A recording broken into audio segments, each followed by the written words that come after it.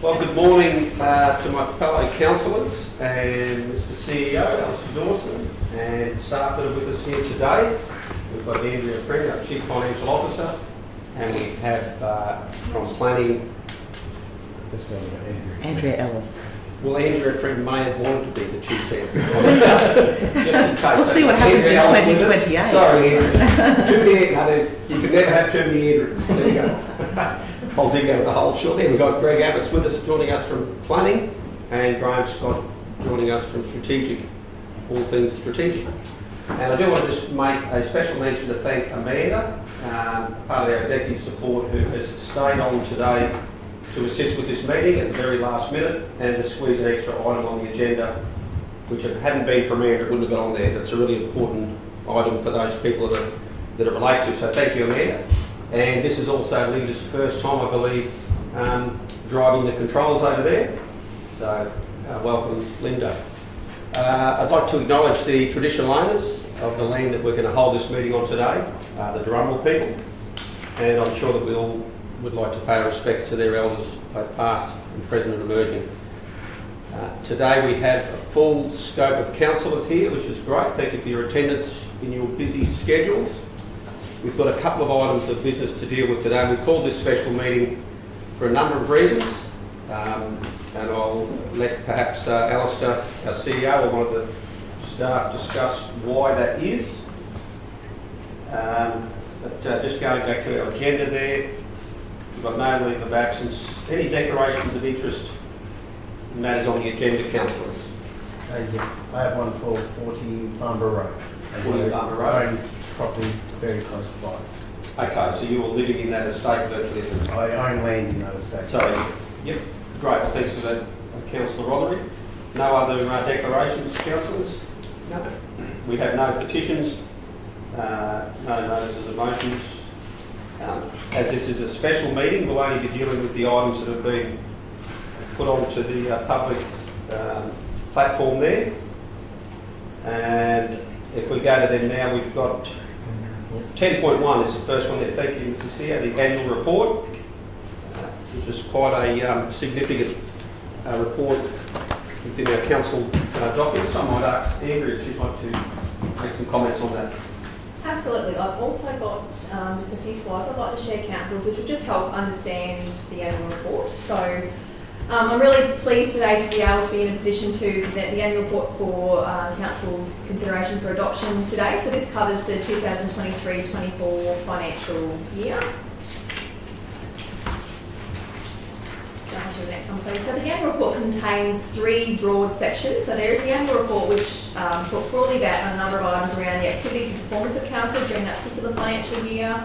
Some information around council remuneration, expenses and meeting attendance, and a whole heap of other statutory information which are required and obliged to report under not only the Local Government Act but a couple of other pieces of legislation as well. We then also have a section on the community financial report. So this helps the community understand Council's financial performance and position without needing to go through and read and interpret the financial statements. And then the last section is our audited financial statement. So we received audit certification on the 9th of October on these. So we have an obligation to adopt the annual report within 30 days of signing. So we've taken advantage of the special council meeting today to present the annual report, and that just allows us to not have to call another special meeting for this one. Thanks. So in terms of our financial results, we have about $1.4 billion worth of council-owned assets. We spent about $27.7 million on capital expenditure in that financial year. Pleased to report a $3.9 million operating surplus. That was a little bit behind what we had estimated at 30th of June, but not too far off. Our borrowings reduced down to $48.5 million, and at the end of the year we had just over 18,500 rateable assessments, 360 FTE at 30th of June, and 28% of our spend was within the local economy.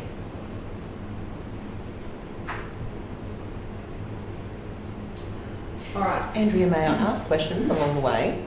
Sure. Thank you. Through the chair, Mr. Mayor. Andrea, just with the previous slide, if I may. Mm-hmm.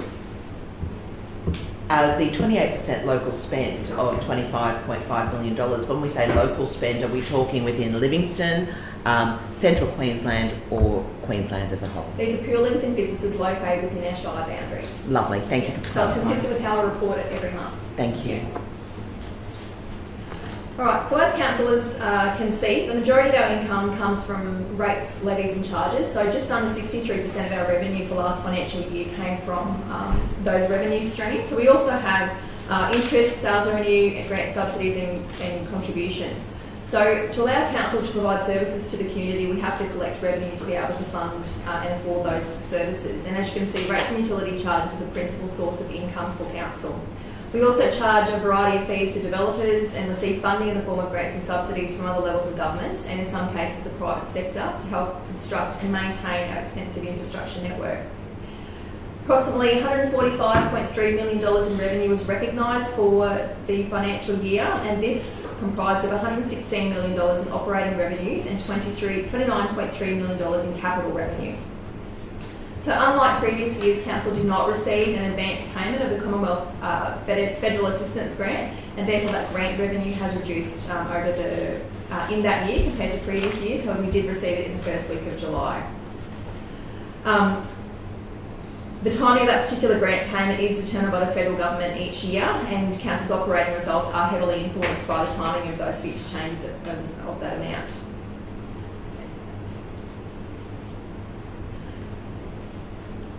Expenses. So where do we spend our money? So the three largest items of council's capital of expenditure is in employee benefits, materials and services, and depreciation. Overall operating expenses for the year totalled $112 million. The level of expenditure is constantly monitored throughout the year and presented to council on a monthly basis. We do our best to have fairly detailed estimates at the start of the financial year when we adopt our budget, and then these are continually monitored throughout the year and as part of our budget review process to make sure that funds are used as efficiently and as effectively as possible. Council is requires a diversified workforce to provide the many and varied services to our community. Council also needs to plan and monitor the future of the Shire in respect to development so that our existing lifestyle is maintained and improved. We do spend a considerable amount of funds on materials and services to be able to operate on a day-to-day basis. Depreciation is a way of allocating the cost of an asset over the asset's estimated useful life. So it is not something that we purchase or spend cash on. And we do a lot of work in making sure that all the estimates and assumptions that underlie depreciation and amortisation allow us to make sure that we have the necessary funds to replace and renew existing assets when they fall due. Andrew, quick question. Thank you. Through the chair, if I may, Mr. Mayor. With the depreciation that we're looking at 28.89%, this is Livingstone Shire. Different shires would have a different percentage of depreciation. Is this on average very similar to other shires of our size? Fairly consistent. It's fairly consistent. Okay. Thank you. So in terms of the top two will either be employee benefits or materials and services. So for us, last year it was materials and services and employee benefits. Other years, employee costs might be higher, but depreciation is always quite significant. And the state government increased the depreciation in the last, not this financial year, the previous financial year, did they increase it by about 12 to 14%? No, the state government doesn't have a role in federal, is it? They don't have a role in determining depreciation. Right. The role that the federal government, the Commonwealth, has is in through the Australian Accounting Standards Board, which sets the accounting standards for how depreciation standards are calculated. But it's up to each individual council to interpret and apply those standards relevant to its individual circumstances. Thank you. Let's jump onto the next one. Our balance sheet, so it will be referred to in the financial statements as council statement of financial position. So it looks at our assets, so what we own, less our liabilities, what we owe, to determine our community equity or net worth. So the majority of the things of what we own are in our property, plant and equipment, so that's about 90% of that. And that's about $1.4 billion in terms of our total assets. In regards to our total liabilities, so just under $90 million, so a much smaller proportion to our asset base, and the majority, just over half of that, is in relation to borrowings that are all held with the Queensland Treasury Corporation.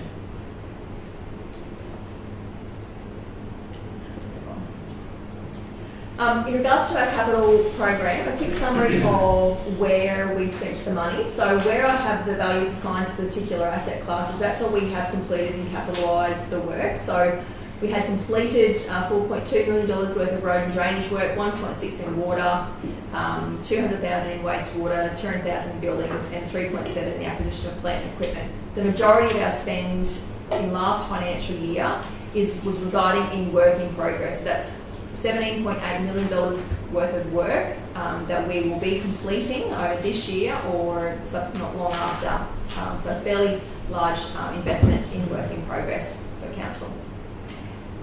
Sorry, through the chair, it's easier to ask the questions while we're going through the slideshow. With the $27.7 million in capital works program, so we completed 27.7 million, which is wonderful, great for the staff, great for for Livingstone Shire. However, didn't we actually adopt a $54 million capital works budget at the time? Yeah, so we did present a revised estimate to councillors. Each year, budgets are always developed on best available information at that point in time. Yes. We are also heavily subsidised through our capital grants as well for those particular projects, and we are reassessing the capital program in this current year, which was also about $48.1 million, to determine the more appropriate cash flowing or expected delivery for some of those projects, now that we have better information for the timing of some of those activities. Makes sense, thank you. And last but not least, this is the first year that we've had to include the new financial sustainability ratios in our annual report. So we report against 3 contextual ratios. So those 3 are not audited, and we're not required to report on the asset renewal funding ratio for another year or so. For all of the other ratios, we have met the target except for the asset sustainability ratio, which councils will be well aware of that. It's something that we do talk about on a regular basis throughout the year. For a lot of these ratios, the target actually applies to the 5-year average, and that's intended to smooth out some of the bumps or blips that happen in individual financial years. So, if, for example, and we're not immune to this, the impacts of natural disaster events or timing of financial assistance grants, if they're brought forward, it does smooth out the impact of those. So that's why the targets are only applied against the 5-year average. All right. So that's the end of that, councillors. So I hope that you've been able to have a chance to read through the annual report. I'd just like to take this opportunity to thank all the staff. Like most things that my team get to present to the table, it's not just the work of the accounting team alone. So there's a number of officers. So this particular project is always led by the governance team. So a big thank you to Ursula Sleeman and Paul Santini, who coordinated the efforts of this. Our communications and engagement team, who do the publication and design of this, as well as all of the other officers who contribute information throughout the year that contributes towards this final document that we're presenting for adoption today. Wonderful. Thank you so much, Andrea, for that. Councillors, if there's no further questions... There is, Mr Mayor, if I may. You certainly may. We might just ask for a mover and a seconder, if there's one there. Moved Councillor Eastwood, seconded Councillor Friend. Thank you. Yes. Thank you, Mr Mayor, through you. Andrea, just on page 10 of the actual annual report, outcome of administrative action complaints, the number of action complaints made were 365. I'm just double checking some numbers here. Number of administrative action complaints resolved under the complaints management process were 370. I just wondered if that might have been a typo. No, so the reason why that's higher than the number that's been raised is it's likely that, and it's got some brackets in there, so including complaints received in the previous financial year. So if complaints are made in the previous financial year, there would have been addressed in the number of complaints made, which would have been closed out in the subsequent financial year. Lovely. Thank you so much. Appreciate that. Councillor Eastwood, did you want to speak a bit more to that? Only very briefly, Mr Mayor, just to say that I always look forward to the annual report. It's an extensive document. Lets us know where we've been and where we're going. We really want to thank the finance team, particularly for all their hard work in putting it together. And I look forward to having an in-depth look at it over the next couple of days. But thank you. We look like we're sitting pretty good, and it's I think that's thanks to our whole council and all our staff, our officers, and the council team. So just want to thank everybody for what they've done to the success of this council. Thank you. Thank you, Councillor Eastwood. Any further speakers, either perhaps against? Kind of hoping there wouldn't be any against, but happy to entertain those who would like to speak further for. Councillor Friend. Thank you, Mr Mayor. Through you, I'd just like to note a couple of things under portfolio of Recreation and Culture, who Councillor Walcon and I co-chair. Just in 23-24, Council is always a huge supporter of the arts and also our community. And I just wanted to point out that in the first round of community grants in this financial year, there were $49,000 plus given out to our community organisations. In round 2, there was $50,000 plus dollars given out to our community grants, and under the Regional Arts Development Fund program, there was $66,000 plus dollars of comprising of $36,000 from the state government, thanks to the state, and $30,000 from the Livingstone Shire for our arts program. So it's something we are continuing, and as a new portfolio holder for these RADF, as they're called, and also community grants, I just encourage the whole community and organisations to continue to apply for them, as we're really keen on basically helping our community grow in this sector. Thank you. Thank you, Councillor Friend. Any further speakers to the annual report? No? I'll just very briefly, touching on Councillor Friend's observation before about the capital project. It is always a challenge for a council of our size to deliver the infrastructure that is so desperately required, and certainly commend all those employees involved in that. We certainly want to support you in that, and do what we can to perhaps strategise to deliver more in that space of the capital projects, which are so vital to our growing community. So we are going to do all we can to resource and equip our staff, and if we need to go externally, whatever it takes, we need to deliver more, and that's what we'll be aiming to do. Delivering is probably one of the biggest challenges that any government face, and that's a responsibility we have on our shoulders, and we are in a solid position, but we do need to deliver for our growing community, and I commend the CEO and the staff for what's been done thus far, and we look forward to even increasing that percentage of our capital projects or program over the coming years. That's it from me, thank you. Thank you also, Ingrid, you and your team, absolutely. And it's nice to see a little picture on the front of something that's away from the coast, just to give those guys in our rural, I think that might be a headline maybe, is it? Yeah. Yeah, it's a lovely spot. Any other speakers? Last chance. Okay, we'll go to the vote. Those in favour? Thank you, councillors, that's unanimous.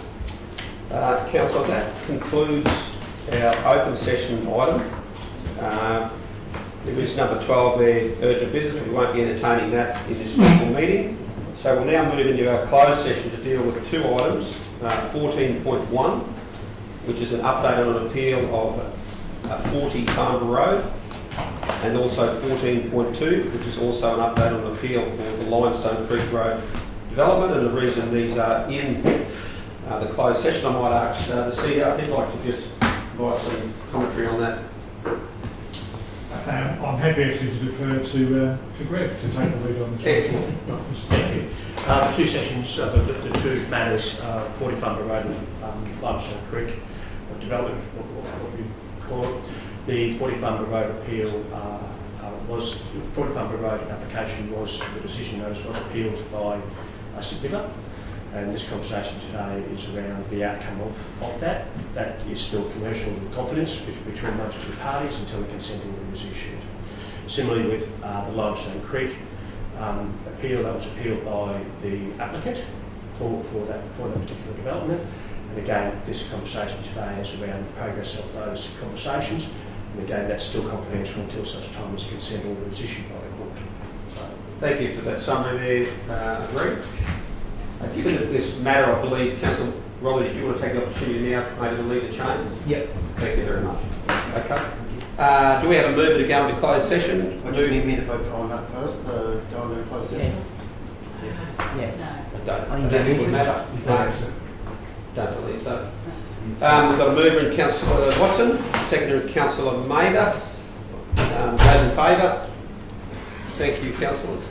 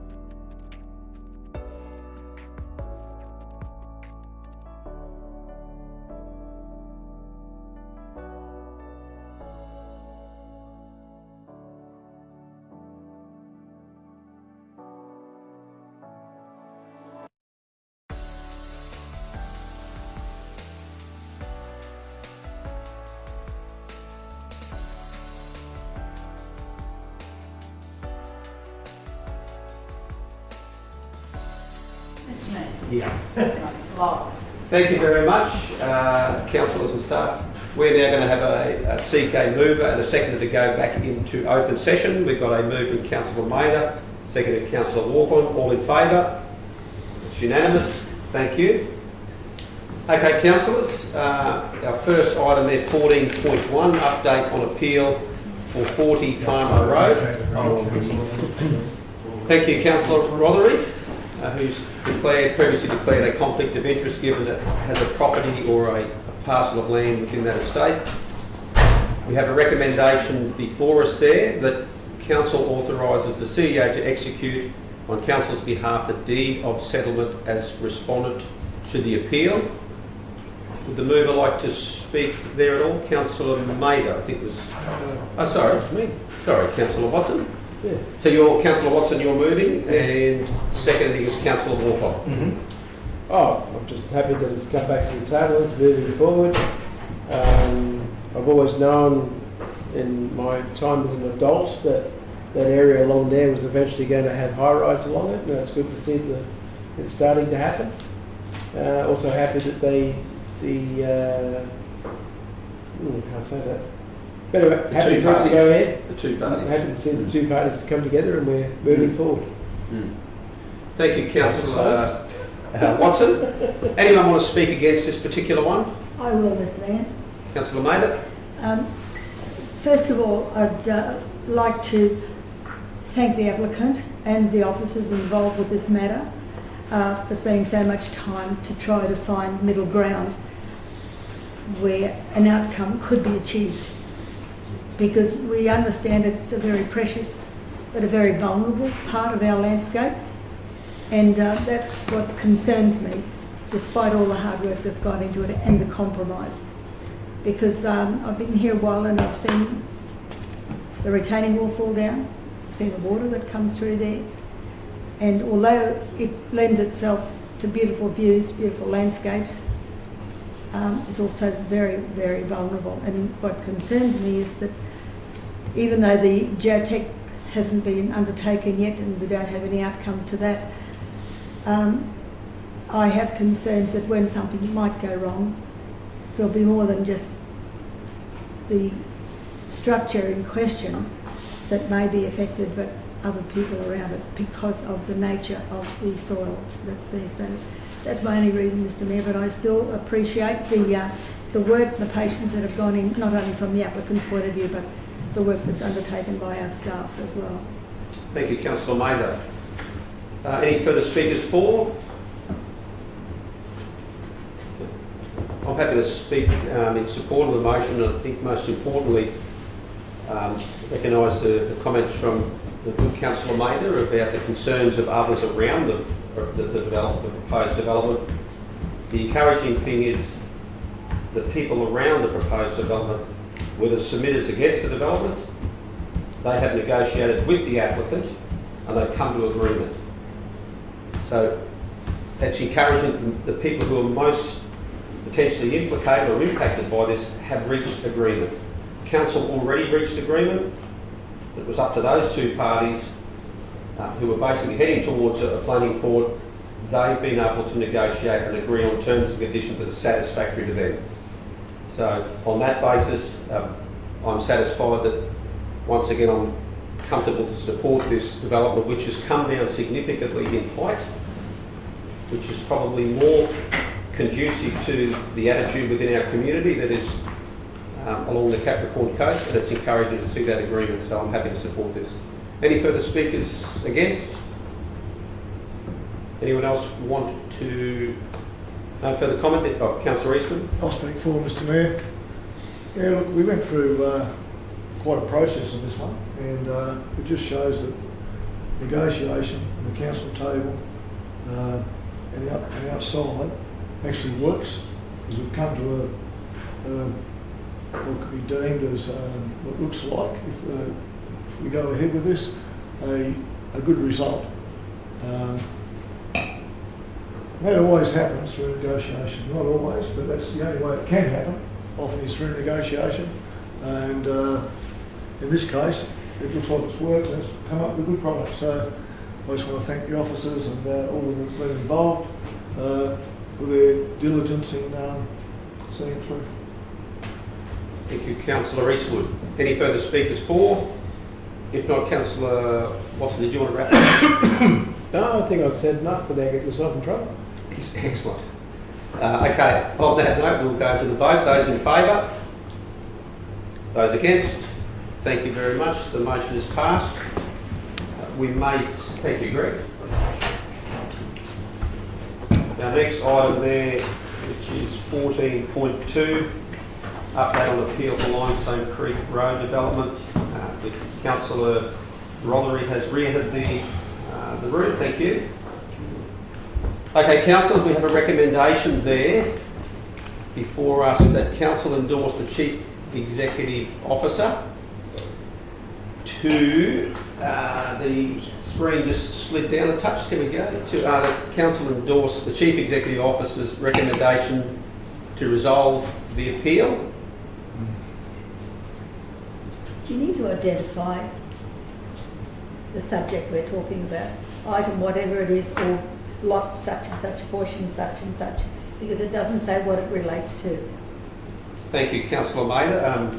So you I think that are looking to see that in the actual I recommendation? think it's necessary. If anybody's looking through minutes and they're looking for a matter and it's not identified or associated with anything, they don't know what they're talking about. Some headings of the report, Councillor Maida, through Ms. Smith, but we're happy to put it into the recommendation. Yeah, thank you. There we go. We'll have it twice, both times. I think To be the other one was much the same, for I remember rightly. I think the point is though that page is displayed in the minutes Yeah, yes. with the heading of. Yeah, whatever it associates with, whatever the application number is, that's all. It's contained. Yep. No, very good. Okay. Do we have a mover for this particular one? I'll move that. That's moved Councillor Walcon.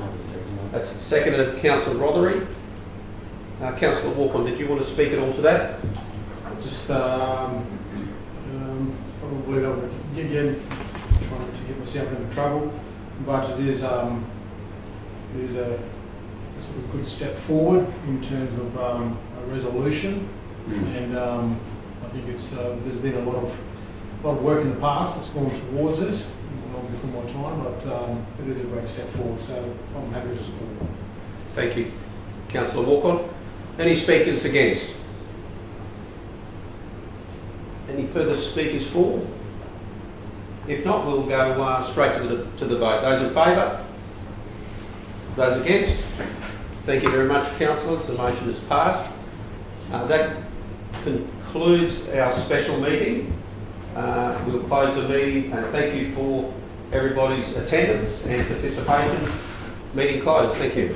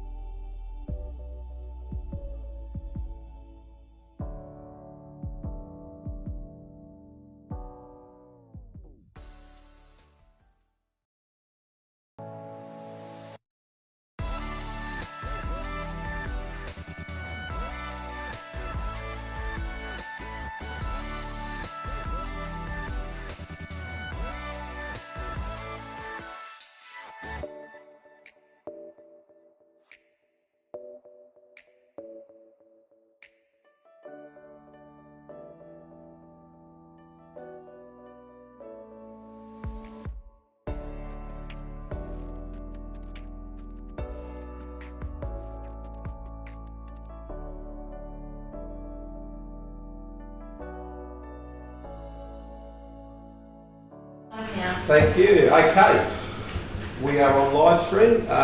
Councillors and staff, thank you for your attendance. We have a special meeting this afternoon to attend to, and I do want to thank the staff for fitting this in on the agenda at such short notice. I'm sure you've read the report or had the opportunity to at least go through it somewhat. I'll skip through the formalities there. We've basically got the one item to deal with, that is 10.1. It's relating to a request for a trustee lease over part of reserve for park and recreation, lot 132, SP 132348 at Cobberbull Road, Bondoola. There's no declarations of interest, councillors. No, we've got no apologies. We've got a full scope of councillors. That's great. I might just ask Greg, we might move straight to you then for a summary on why we're here and what this report's about. So, through the chair, this is a request for a trustee lease over part of the reserve over in Bondoola for the Bondoola Rural Fire Brigade. Been brought on by the fact that where the Bondoola Fire Brigade is currently off Ballara Road, the property has changed hands, and the property owner doesn't wish for them to be there, and the lease expires at the end of November.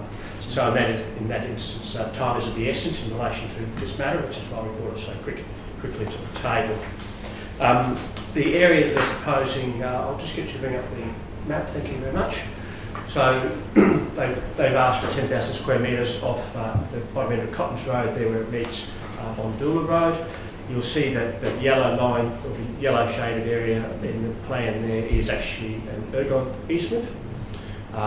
If they do decide to encroach into that ergon easement, assuming the resolution is passed, that will require consent from ergon, which partly may delay the time in which they can get the lease. They still have a couple more steps to go through. So a resolution of the council to enter the trustee lease, then they need to get a couple of development permits, one for clearing and one to change the use for the emergency services. And I can take any questions. Sorry. Yes, sir. Can you just point out what I'm looking at here? I'm just a little bit confused. Yeah, sure. So where the orange area, the orange, not quite a square, okay, that's up against the yellow or greeny yellow line is actually an ergon easement that runs to your poon. Bondoola, the other one. The yellow. I'll get it to you. Oh, thanks, Lisa. Yeah. Through the chair, the ergon thing, has it got anything in it at the moment, or is it just future growth? There is no line in there. No line in at the there. moment. But it's still a encumbrance on that property. Yeah. And sorry, Greg, would you able to just continue to go with whereabouts they wanted to go? So where that orange spot there is, Yep. okay, is where they want to go. That's Bondoola, that one that's going up to 11 o'clock. So that's Cobberbull. Sorry, Cobberbull. Yeah, that's Cottons. Yeah. So that's the highway down the bottom Down the right-hand bottom is the corner? highway. That's Yeah. Burn Rocky your Road. Poon Road, yeah. Gotcha. And the land itself is under council's control. Yes, it's a reserve. It's a reserve managed by council. Council has the authority to So make it's a determination on that. recreation purpose for that reserve Yep. currently, so. What sort of through the chair, sorry, can I ask now, or you want to wait? What sort of recreation would it have been for? I think it's more that sort of nature-based, because that's Limestone Creek just below, and that whole area would have been quite significant in historical times for general picnics, recreation around the creek, that sort of thing. So, yeah, they've been there a long time, those reserves. I have a couple of questions. Yeah, To the certainly. chair, if I may. Just looking at all of the different departments within council, and there really isn't any great objections. We're looking at an area of 10,000 metres squared, whereas disaster management and the volunteer officer advise that the usual size, typical size, is between 1,200 metres square and 3,000 metres square. Then when I look again at the coordinator of natural resource management, states that to approximately 1,000 square metres in the northeast corner should, well, it doesn't say should suffice, but I imagine that would suffice. I'm just wondering, what is the justification of an area of 1 hectare being allocated The natural resource management goes on to say a vegetation cover and potential protected plants in the area, and that vegetation clearing should be minimised at least to a similar footprint as other rural fire brigade sheds. So even though the actual area is held in under council and it's 10,000 metres squared, why do they need that much land when can we not allocate a smaller parcel in that same area with less vegetation clearing? Yeah, the answer to that is absolutely. This is something that they've requested, but it's up to us as a council, I guess, with advice from our officers as to what we arrive at that still satisfies their ability to perform the function they want to. And so I was going to propose that perhaps we look at halving that to 5,000 square metres as a gesture of sort of meeting them in the middle. It's just over 1 acre. Beg your pardon? It's just over 1 That's acre. a whole acre. It's not a lot. Well, I guess I'm just putting it out there, councillors, if you've got another option, by all means, but I'd be happy to put forward I've got a question. 5,000 square metres. Just through the chair, is this the only parcel of land available in that area, or is there other blocks? It's probably the best, most central block. Okay, I'd like to probably help with context as well. So the Cobberable Rural Fire Brigade, they've been for many years further to the west on, is it Malara Road they've been on? Yes. Granbower Road. And they also found themselves in a situation where they're actually on private land, which is rather unusual for rural fire brigades. As it's turned out, the vendor of that land, the owner, despite perhaps historical agreements, that's changed. And these guys are looking at basically being evicted in the not too distant future. So that's why the urgency's come.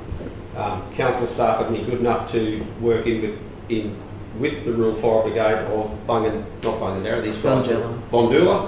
They've identified what suitable council land may be out there. This site here is by far the best. It has the least, for a whole range of reasons, which has been, I guess, supported by the various council departments. It's within the vicinity of where they most need to be strategically. And I don't want to speak on behalf of the officers, but I attended with the brigade there some months ago, and they're very excited about, and the broader community that are around them are absolutely behind what the Rural Fire Brigade they do. It will have to go through through a material change of use still, so it's impact accessible still. So if there's community concerns there, they'll still get raised through that legitimate process. Mr Mayor, I have another question in relation to this. I'm actually not against the area, especially it being off a fire trail and bordering Cottons Road and close to Yeppoon Road. That's perfect for them.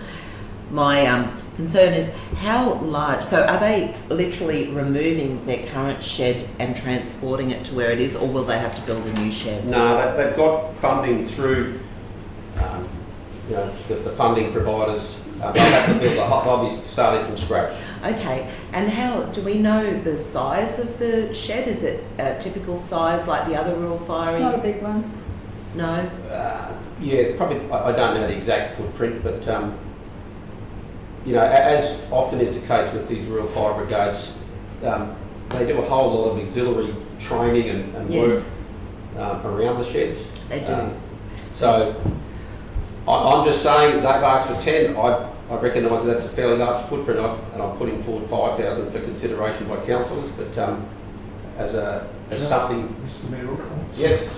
So also just as Greg suggested, also to try and push them outside of the Ergon easement, because again, if time is of the That's essence, then you want to avoid that. So by reducing the size of the land available to them, you can actually effectively take them out of the easement. Yeah, and through the chair, that's what I was going to say, because half of that seems to be in the Ergon area. If you halved it and didn't worry about the Ergon area, then that would seems like that's something we could come to very quickly. So I'm with you, Mayor. Yeah. Through the chair, Mr Mayor, you've said let's look at half of that, which is 5,000 metres squared. And we look at typically the other rural fireys have areas of up to 3,000 metres squared. and and that's about half an acre.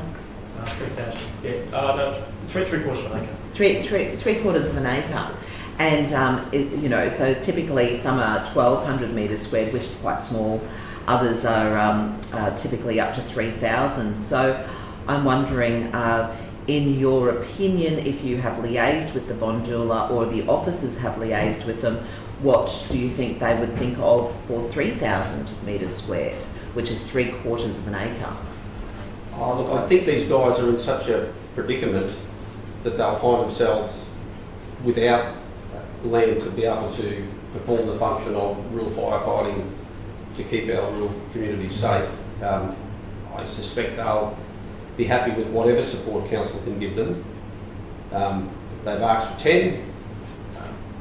I guess we're here to consider a couple of things. Do we support, in principle, moving forward with providing the land, and then ultimately what's the scale that we're prepared to give?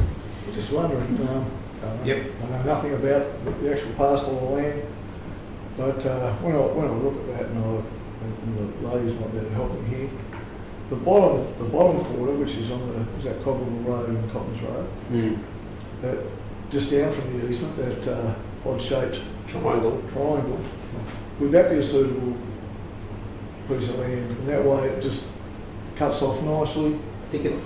It might obstruct traffic view. Well, okay, the only feedback I can give you on that is we met out on site Yep. with the brigade members. We also met with Matthew, is it Matthew Eckhart? He's the regional Director. the area director. Yep. So he was there representing, at that higher level. Along with staff, they all identified that this was the best location on that block itself. The sight lines with other traffic. Yep. So, without me going into debate, but that's what they've identified as the ultimate spot for them to land. Through the chair, Yes. the western portion of that land, from where that orange area is, gets quite wet. So. Okay, so if we were to agree and reduce the I was going to say square footage, the metres, it might be in their best interest to cut off the area over the Ergon easement, because then they could move a lot faster. Yeah, they probably have the flexibility maybe, or even if it was, say, up to 5,000 square metres is maybe wording that could give them scope to work with. Mr Mayor, Yes, I've been up there, I've been invited to the AGM, I know the site, and you probably couldn't have half a dozen people in the area that they call an office. Now, these are people that everything they do is voluntary. They put their own money into it. They do their training. They invite other brigades to come in and train. They have special days to receive equipment. And if you look at the size of the area that it took to accommodate the vehicles that turned up on the last one, you'd say they do need 2.5 acres. They do need it. And if these people are willing to put their businesses aside to go fight fires and set up an area that's equipped and flexible and efficient to be able to protect us, and we're squibbling about a few blessed metres of land. it's a good question. Give them what they need, because what they've got's not big enough. Through So the give them what they need. That's the ideal location. Squeeze it a bit more if you have Good to. question. But I think Councillor Mayor. let's just not squibble about that when they're doing all this for us. Through- They know what they need. Through the chair, I'd like to just add on Councillor Mather as well, and I'm all for up to 10,000 square metres, because I'm of the same opinion. It's like the trucks when they have, and if instead of them going to other areas, because I've been in mines rescue where training is, you need a lot of land for those areas. And the only reason why I said half of that was because to save time on the Ergon. But if we have up to the 10,000 square metres where they can, if that's right, they can start there, but we allow up to that, because I'm with Councillor Mayer that the area will be used in full if we allow them, because of the machinery they'll need, especially in the training. So I'm happy to go up to 10,000 square metres, only because the time frame, if they can only get the land we're giving them and the ergon's, stuffing them around a little bit, at least they've got that land to start and they can work on that down the track. That's Nice question, Mr. Mayor. Yeah, you can certainly ask a question, Councillor Walker. Good question time. So with the questions, just about that area, the vegetation in that area, has there been a vegetation survey Study? being done on that as yet? Through the chair, I might invite Lisa up to the table. If it's okay.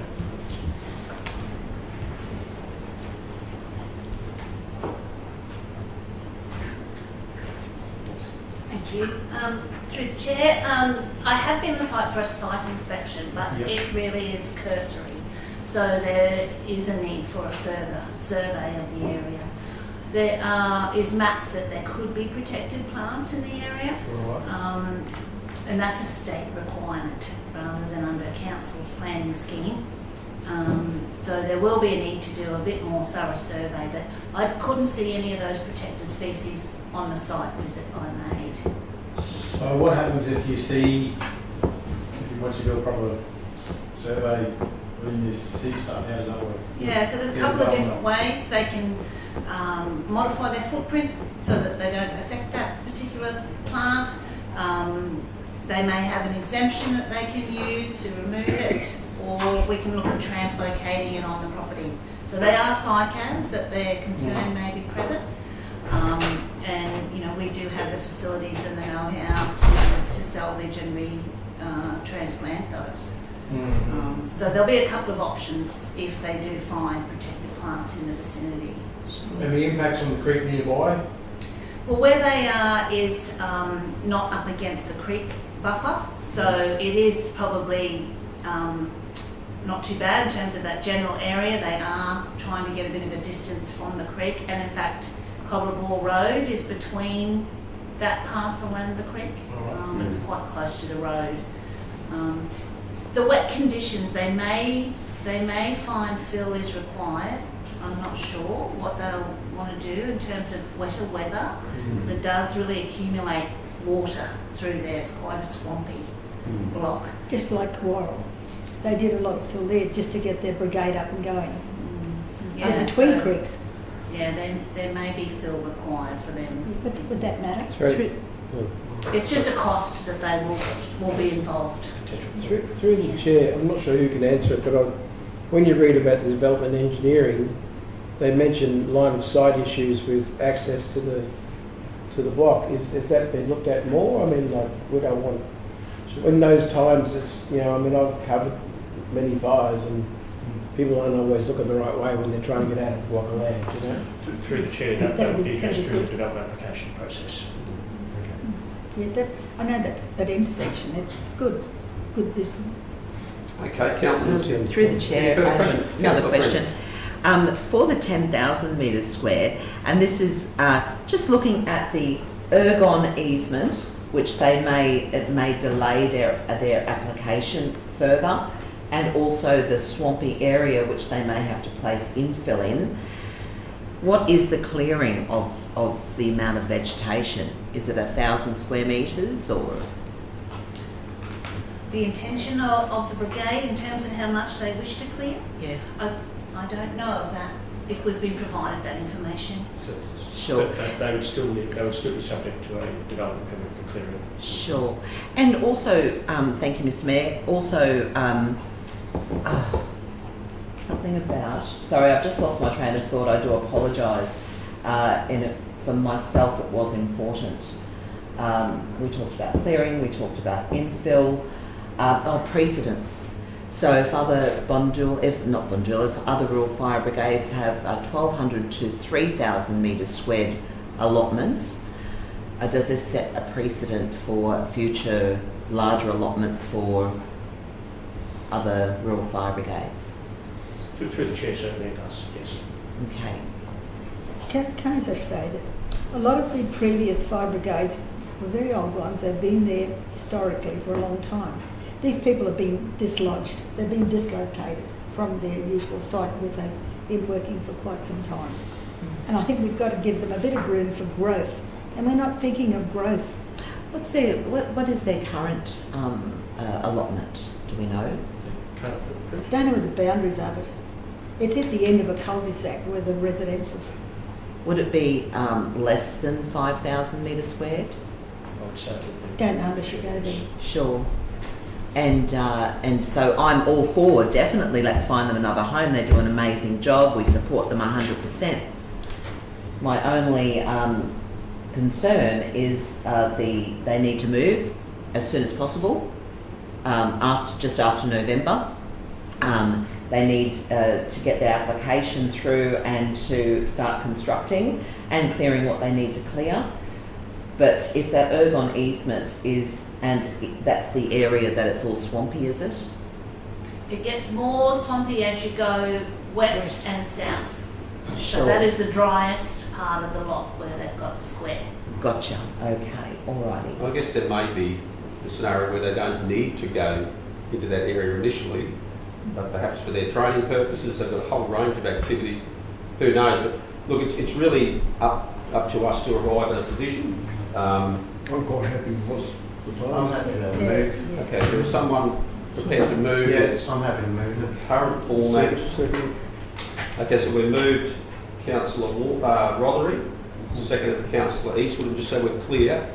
But I guess could you just summarise though what this resolution means if it's passed, in terms of what other regulatory processes need to occur Certainly. as safeguards and checks and balances over? Yeah, so the resolution in effect delegates to the CEO to resolve the terms of the trustee lease, okay, which in effect gives Queensland Fire Rescue Service or Rural Fire Brigade tenure over that parcel of land. They will then need to undertake a DA process for the change of use for emergency services and for any clearing on site. So that would be the second step in the process. Okay. Okay, so there's still the checks and balances that council will play a part in future clearing at any stage. That's correct. Based on the application that they put into the council, assuming they get their development application, they still come to council with an operational works permit to construct a shed on this footprint or whatever. Yes, Okay. that's correct. Just, Yeah, question. Chair, look, I just have concerns. I put 10,000 square metres, whatever. I'm just worried that we're going to end up with this big bald patch of trees knocked down and everything else for no actual gain. And I'm just looking at it as, do they really need that much land? I understand what you're saying and things grow and all that, but they're going to put maybe a 20 by 10 shed in, which is 200 square metres, and then they're going to have this enormous amount of land all around them. And I'm just wondering if they actually need that, and I'm concerned that they're going to remove every single tree. And I'm concerned about it. I just don't think they should be removing all the trees, which is probably what's going to happen. I just don't think it's right, that's all. Through the chair, Well, what we might do though is move into formal debate because Well, I thought we were there because we'd already... well, we haven't asked for speakers for and against. So, and bear in mind we are meant to speak once. You only get one go at speaking to the motion unless you're the mover. So mindful of that, otherwise we're sort of being perhaps very, very relaxed. which is good. I mean, I think we all enjoy that, but just mindful if you are going to start advocating a position, that's when formal debate really triggers in. Are we comfortable with that, I guess, as a council? Okay, so we've got to move. Do you want to speak to that motion, Councillor Robert? yeah, I believe that the rural fire service are something that is essential in our area, and they need the land. They've got to go through other steps to, obviously, we're one of the first steps they've got to go through, as in the size of the land.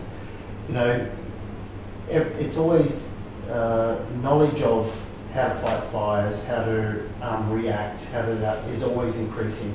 And obviously, in that increasing environment, you also need to increase your training, your vehicles, your personnel.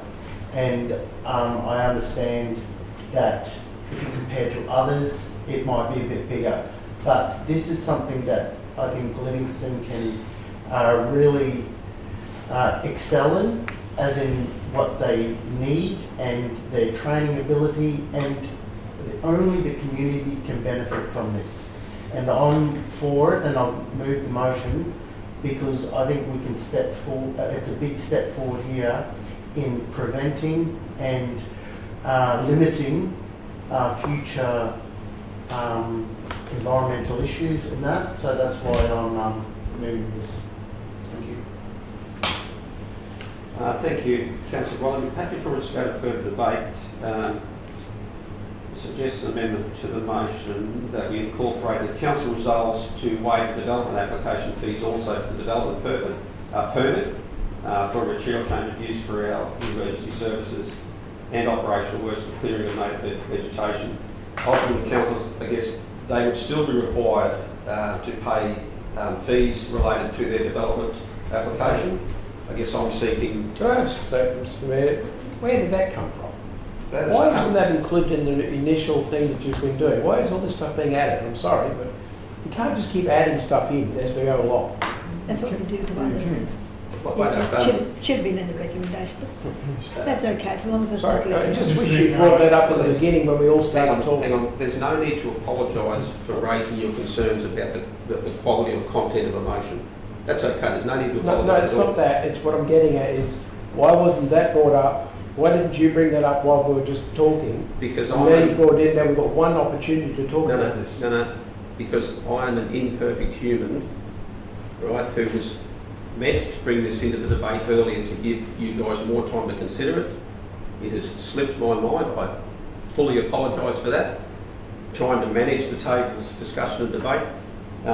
It's quite a, I would just say, it's not uncommon for our rural fire brigades to be afforded a reduction in their fees for applications for a material change of use. It's not what I'm getting at, Mr Mayor. I'm talking about that you knew about this before the meeting and nothing was brought up. That's all. That's all I'm saying. And I'm not against this, by the way. I actually believe, because I believe these rural sheds, the fire sheds, are actually becoming the community halls, which is really important because so often I go out to these dues and they become the community hall for that area. I think the Mayor answered that by saying it slipped his mind. And, Yes, I so realise that that. obviously answers your question. It does. Absolutely no intent to be underhanded or in any way, shape or form. As you know, by chairing even the meetings as your portfolios, it's not easy to remember everything. So, as I say, my apologies for not being more across my brief. And I hope that you'll be able to, I guess, focus on what's put forward, not how it got put forward. It just happens a lot how it gets put forward. Question, So anyway, that's- question, Mr Mayor. Seeking just the amendment, Yep. I guess the inclusion of that in there, so everybody's aware that, Yep. because that's not up there Could as you yet. No. just put it up there, because I'm just Yes. a little bit to Yep. understand it. To be understand that there, that the council resolves to waive the development application fees for development permit for a material change of use for emergency services and the operational works permit for clearing of native vegetation. Mr. CEO, do you want to make a comment? I would like to ask a question, Mr Mayor. Yep, certainly. Thank you. No problem with the amendment, the addendum, actually. No problem with that. But you mentioned earlier in relation to 5,000 metres squared, where do you stand? You brought that up to reduce them and meet them halfway. Where do you currently stand on that? I would look forward to sharing that with the councillors in the debate, which we haven't yet been able to, I guess, continue on. But I do have what I'm considering an important question. Not that there's no other questions. Now, hang on. We just had a question that's It was asked of the answered. Mayor and you just jumped over the... I believe the Mayor answered the question. I said in the debate, I'm happy to, Okay, because so- it really it is the content of the debate. There is nothing in the resolution that actually deals with the actual size of the land. It just says the northeast corner. And so I'm happy to vote on this. In relation to the northeast corner, there's nothing relating to size. That's correct? You are correct. Can you just add it in accordance to the request of the application? I think that we can deal with that later. This is about the northeastern corner, which whether we're happy with or we're not happy with. I guess the only concern, councillor, how far of that northeast corner does that pick up? Mr Mayor, you haven't got a resolution. But understanding like clarity, I guess. Yeah. In accordance with the mapping and the application details. What I'm saying is we vote on this, we're not voting for 10,000, we're not voting for 5,000. We're just voting for a portion of land in the northeastern corner. In accordance with the application, which was 10,000. Well, so in accordance with the report, because their request was for 10,000. Yes, yes, So consistent with their application, or what are we writing this? Oh yeah. May I suggest that we find out what the area is outside that ergon thing, which we know will help them get there faster, and use that as the idea of what the land That is. is 5,000 outside. It is 5,000, is it? 5,000 outside the ergon. Well, that's why I said earlier that up to 10,000, because then it gives them that 5,000, and then if ergon allows them to go in that, it gives them that extra 5 if they want to, but at least it starts with what they can have. Yeah. And so, Well, how about we test that at the table, up to 10,000? And councillors can vote either for or against? Because I at think least that we're way just- it provides clarity. I'm just concerned that we're dissecting what we've already discussed. Well, I guess Councillor Maida, that's exactly why I'm giving, I guess, the table the opportunity to debate the merits of up to the 10,000, which is what the Rural Fire Brigade has requested. That's what they've requested. They've requested 10, we're saying up to 10. Yeah, well, we could say 10 or up to 10, it's the same thing. They may not need, are we in a debate at the moment? So can I? We're trying to get to the debate. Sorry. but making sure that we're clear on what we're debating. I'm very confident, knowing people in the Rural Fire Service, environmental issues are top of their priority. So clearing land when it's not needed is not going to be in their plans. They want the best thing for the environment, and knowing them, talking to them, that's their priority. So they're not going to get 10,000 and go, let's clear the whole lot. They're going to do it in a way that best suits them, their training, and the community in whole. I'll take it as spoken for the motion. Yes. Anyone speaking against the motion? I'll speak against the motion. Speak against the motion. I am all for the fire brigade, the rural fires, and what they do. But I think that we do know that, you know, top sort of square meterage is up to 3,000. Is it 3,000? Is that right? Is that 3,000, that's what the 3,000 square meters. And given that ergon area, I think it just kind of makes sense for me to at least go to at least the 5,000. That keeps it out of the ergon area, as well as it maintains the land that's around there with the vegetation as well, and potentially, we don't have the exact figures, but potentially it's a lot bigger than what they currently have, and that's something we can't confirm because we don't have that figure from our officers, but going to 5,000, I think is I just can't support the 10,000 square meters. It's just a really big jump. It's a big jump, and it's a lot of land. You know, and then there is potential to when you have 10,000 square meters, you can do whatever you like with it. And I'm sure they'll be up to standard and stuff, but it's just a big jump for me. Thank you. Mr Mayor, That's why I'd speak against. I have a question. Yes. Are we able to have an addendum, as you had an addendum, where it states, where is it? Land, over an area of 5,000 square metres of land in the north. So in the number 3, on the third point, and the second line, over an area of land 5,000 square metres in the north. So you'd be foreshadowing perhaps, I guess. Foreshadowing the exact one, including your your Yep. addendum, Yep. exact one, Yep. but add that. Nominating 5,000. Nominating 5,000. Point of Okay. order, Mr Chairman, it's contrary to the motion because we're looking at a report that says 10,000 square metres and this one is halving that. So it's a contrary to the motion. Well, that's why it's a foreshadowed motion, it's not an amendment. But it doesn't actually say in there how many square metres at all. No, so therefore it's an addendum. Indeed. No, it wouldn't be an addendum. I'm going to make a ruling that's not an amendment because you're nominating half the size of what they've requested at 10,000 in their report. Okay? If the motion's lost at 10,000, there's a foreshadowed motion for us to consider at 5,000. It's as simple as that. Okay. Foreshadow. Okay? Yeah.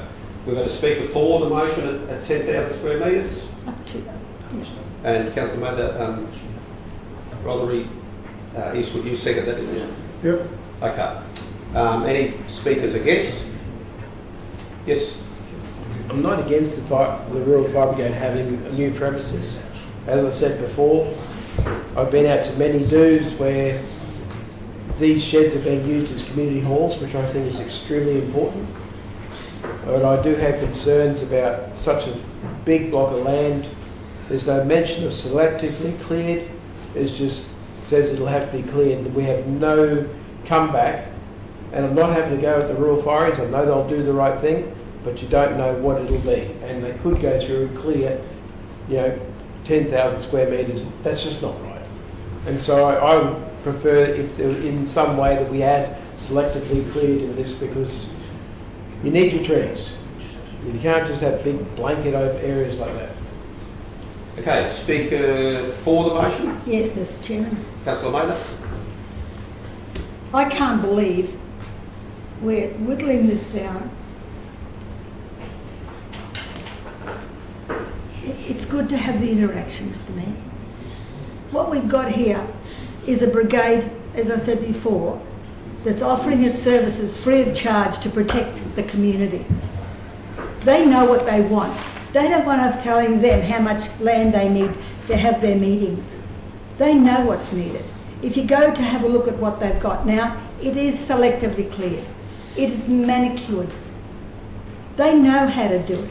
They have to protect themselves with a buffer zone from their shed to the vegetation. Because we all know in the strong winds, they jump over vegetation. They need that buffer zone around them. And I'm sure they wouldn't abuse anything to do with nature because they work with it all the time. That's why they're in the brigade. They're trying to protect nature. They're trying to protect us. This block of land is in a strategic position that allows itself whichever direction. And you can get onto Neils Road through Cottons Road. There is a creek there, but they can get through there if they need to go onto Neils Road. They can go to Bondula, they can go through to Lake Mary on that area. And they can go back onto the highway and go any direction. As we all know, all of the brigades support each other when there's smoke. We know that. The direct access onto the highway, onto Cottons Road, says that we don't have to have this big long entrance like we would up at Lake Mary. They've got a big long entrance we have to seal at some stage. They don't have that. But they will need some foundation there, not only to support them from any water underneath, but also for the foundations of their shed. Because their shed is only big enough to have an indoor barbecue for half a dozen people. I know that. There is a need. But I don't think we should be telling them how much land that they need to run the show. They've been cooped up in this little shed for a long time, and now they've got the opportunity forced upon them to do something better, to cater for the future, to cater for brigades or volunteers to come along, some place where they can train, some place where they can hang all of their equipment and they know it can be safe from vandalism and all the rest. I don't need to say any more, Mr Chairman, but I do know that this brigade's copped a fairly big hit recently when they lost their first officer, which was Ray Murphy. We know that. Now they're being displaced. So I don't want to be fighting over little things like how much vegetation we'll have to clear or how much land we can give them. Let them do what they do best. That's what I'm saying. Give them a break. Thank you, Councillor Mather. Before we go to the next speaker, which I think Councillor Friend you're looking to participate, can I just get some advice here? Irrespective of whether it was say 5 or 10, in terms of their likelihood of being supported through the development application process, in terms of their conflict with the ergon or what have you, have you got any advice on how that's likely to play out, or what's the impact of say 5 to 10? Just so we're not trying to be overly, or not overly, but be trying to support rural fire brigade. Are we actually doing it a disservice by maybe pushing them into an area where it's actually going to be a major problem? I need to tease that out a bit. Mr. Mayor, can I just, perhaps as a starting point to that, remembering that the genesis of this conversation is the council entering into a lease with the Rural Fire Brigade. That means council can condition as part of this lease the things that matter to say. If it's to prevent clearing of significant portion of land, then that can be conditioned into the lease. The way that the development process and the management of that can be conditioned into the lease of the land with the fire brigade. So whether or not you decide it's 10 or 5, and again, officer's recommendation is that we try to keep outside of the easement for ease of development, and because time is of the essence on this, that we still meet that into the lease arrangement, any of the conditions that we understand and are hearing what councillors are talking about, and we would just reflect that in the way that the lease is built. So what you're saying there is, for example, let's say it could be the 10 or the 5, potentially avoiding the... It could essentially, Mr. Mayor, be anything from whatever, whether it's 15 or whether it's 2,000 or 5 or 10, depending on what the needs are of the Rural Fire Brigade, and the way the council would then condition the lease to make sure that its interests are protected, as well as the services that the Rural Fire Brigade need to deliver. And don't forget that the start of the lease doesn't mean, say, the beginning and the end of the process.